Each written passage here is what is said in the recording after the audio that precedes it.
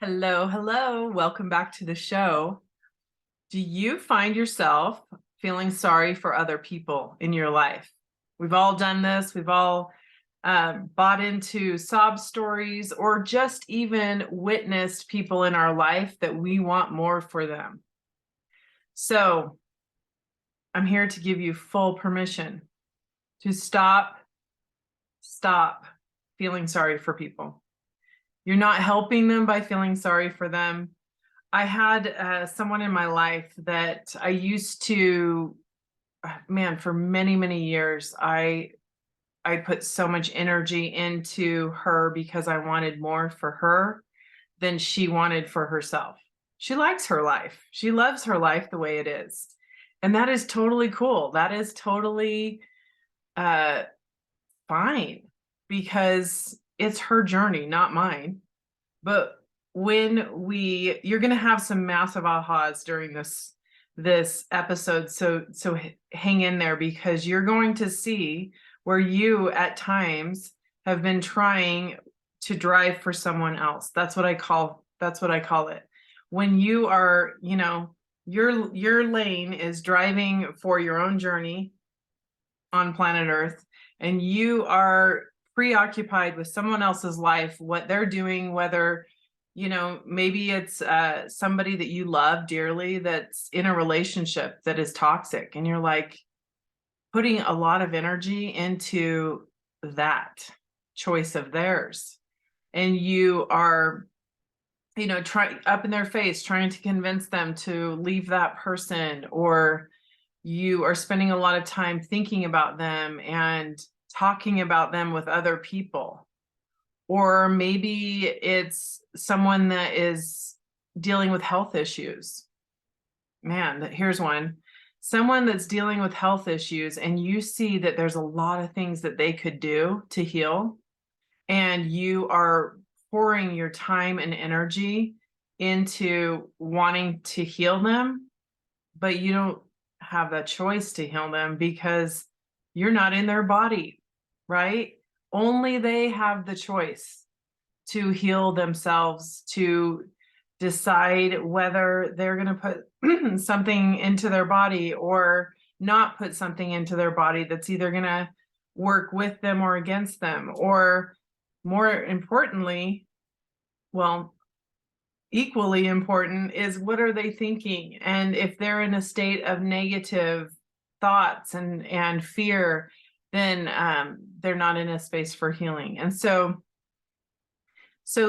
recognizing when we are doing that in our lives and breaking those patterns, because it's really a pattern that we get into from at some point in our life. It's normal, right? It's normal for us to say, oh, poor so and so, poor Sherry, poor Mary, poor Billy, right? And buy into that story of victimhood.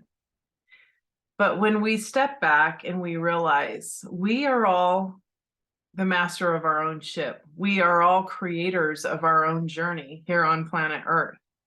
And some things were predetermined, and some things were predetermined before we ever even were born or conceived. And we planned certain things for our life with our divine creator. And some things we create once we get here because we want to. And that's okay, even if it's misery and pain and suffering and sickness. If that's what people choose, that is their choice. That is their right to choose what they want in their journey. So I want you to stop using the phrase, oh, poor so-and-so, or I feel so bad for. Those are messages of victimhood that you are allowing, or you're buying into that and you're plugging into that victimhood. And so just be an observer and a supporter. If somebody finds themselves in a hard space in life, then you can be there for them. You can have positive expectations for them. You can hold a space for more for them, but don't join them in whatever's going on in their life. And I'm not saying everybody that is in a hard space in life is in victimhood. That is not what I'm saying, because we all go through hard things, and there's people that are very powerful creators who end up having a challenging situation. But what I am saying is, allow people to have their own journey, observe them, and be that pillar of light for them, that word of encouragement for them.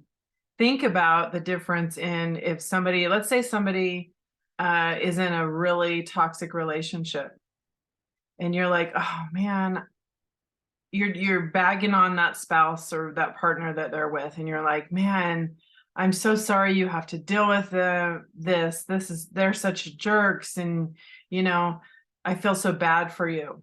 As opposed to, wow, okay, I see the situation, you deserve better, you can do it, I believe in you, and go out there and get the life that you deserve. Do you see the difference in your support for them?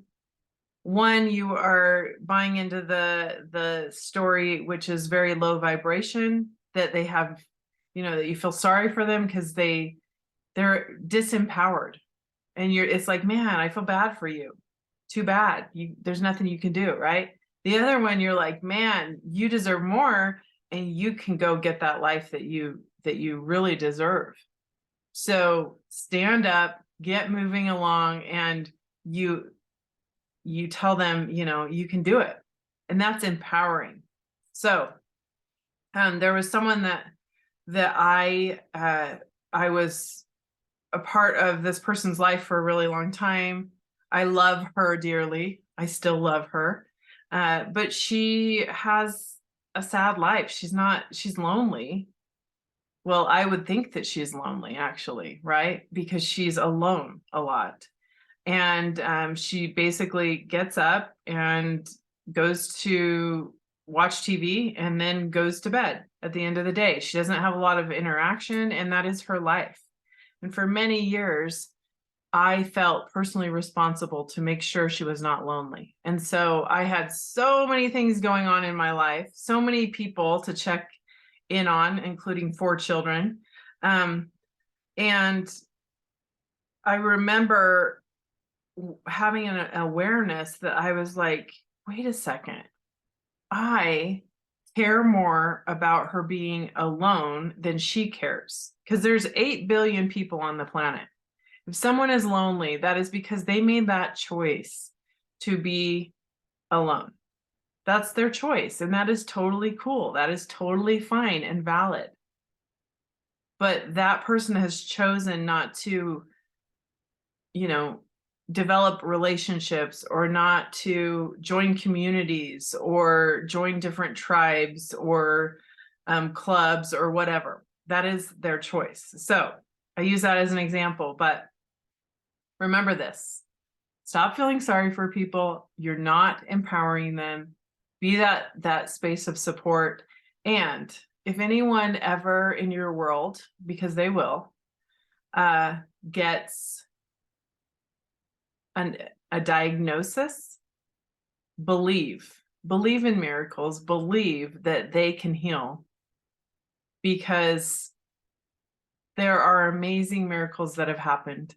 And I feel like that's the only thing we can do. Maybe that isn't their destiny to heal from that diagnosis. And that's okay too, because that's the human journey, right? But the best way we can support people is to believe in miracles, to believe in miracles, and surround them with that powerful, amazing, beautiful energy of anything is possible.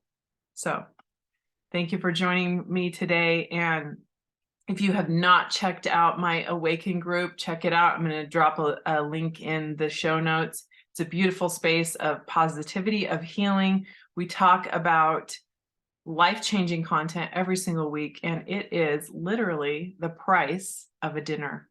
So that's the price of it. So come join me, change your life, and step on this journey with me. I'll talk to you next week. Bye for now.